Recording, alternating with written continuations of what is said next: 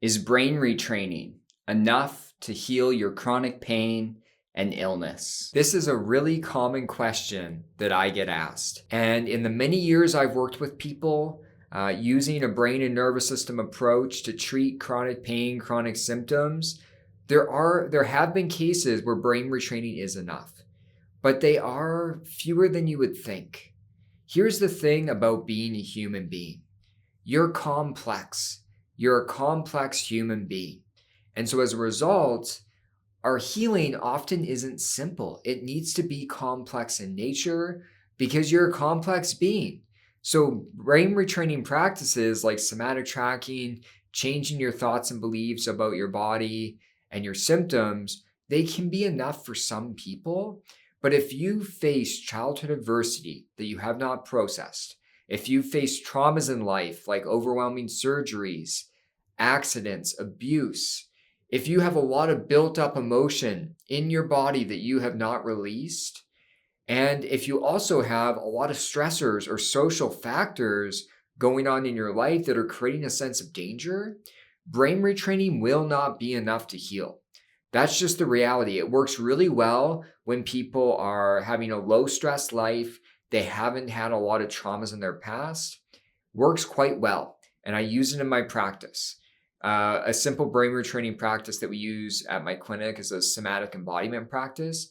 I'll link it to the top and put it down below.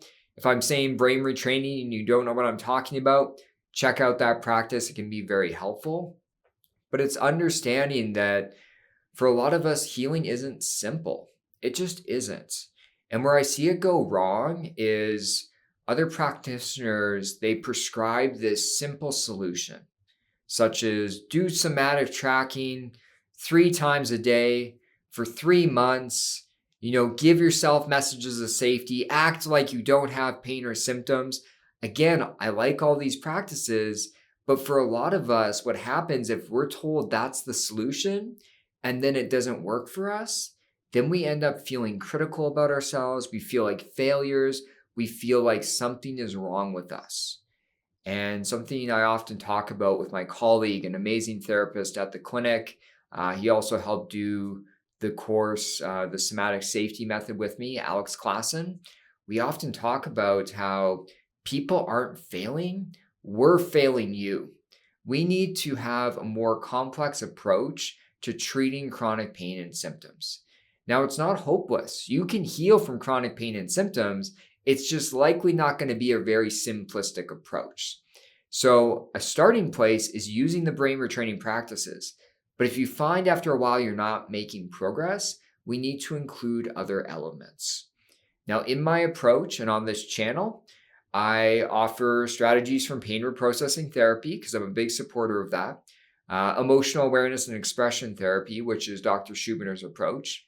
Somatic experiencing, polyvagal theory, and also some Qigong practices. So we pulled together all these different modalities to make a complex healing approach for people that, again, I provide a lot of free content on this channel to get you started. I also offer this therapy at my clinic. We have several therapists that can work in several provinces in Canada. And we also have our digital course that you can check out that includes all these modalities. And in those modalities, I talk about having a 5-factor model for healing chronic pain and symptoms. 5 factors. You may not need to focus on all of them, but I find for a lot of people when I'm working with someone, I'm pulling from all these different areas. So it does include changing your thoughts and beliefs, understanding your pain and symptoms are neuroplastic, they're brain and nervous system generated, your body's not damaged. It also involves changing your thoughts and beliefs about your life and creating more safety there. It also includes brain retraining and exposure practices. So rewiring the brain to respond with more calmness, ease, lightness to the pain or symptom sensations, and then exposure to actually doing more activities, doing more movement, slowly increasing it over time can be a really effective strategy as well. Third is the processing of emotions. We can't just ignore difficult emotions or things that we haven't processed in the past.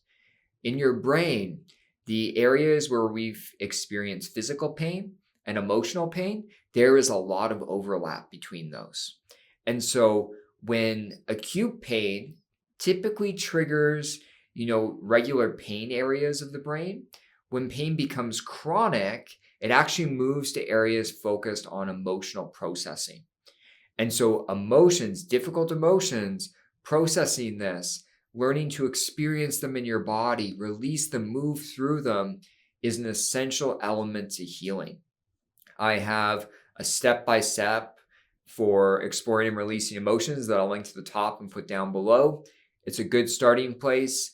In our digital course, I also have over 15 emotional practices, somatic practices to help you process your emotions. There's also some practices on this channel, including anxiety and sadness practices. If you just go to the main channel page of my channel and you go down to the emotions and thoughts section, it's all in there. So that's the third element. The fourth is the processing it's nervous system regulation and the processing of trauma.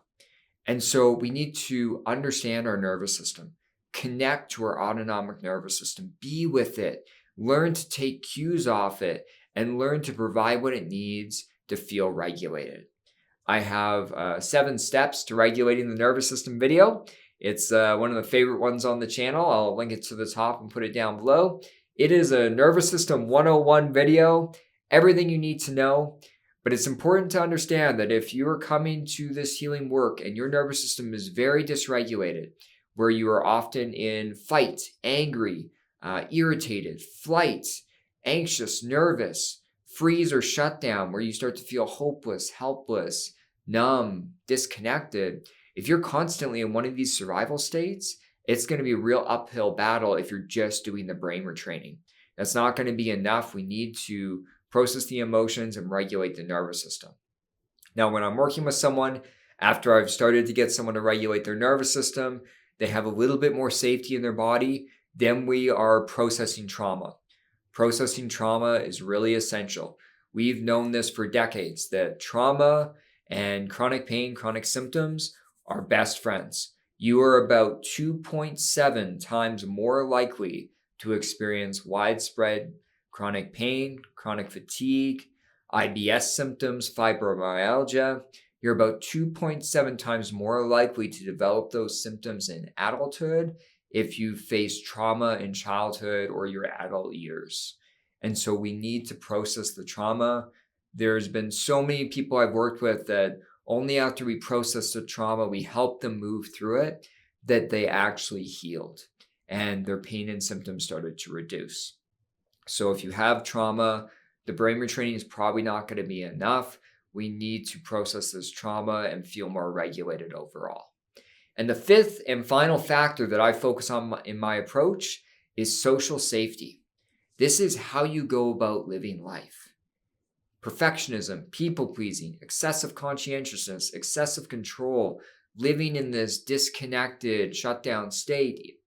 Also, the way we live life matters. So if you're living life in a way that's breeding a sense of danger, you could do all the brain retraining, emotional practices, nervous system practices, but we need to change our life to cultivate a felt sense of safety.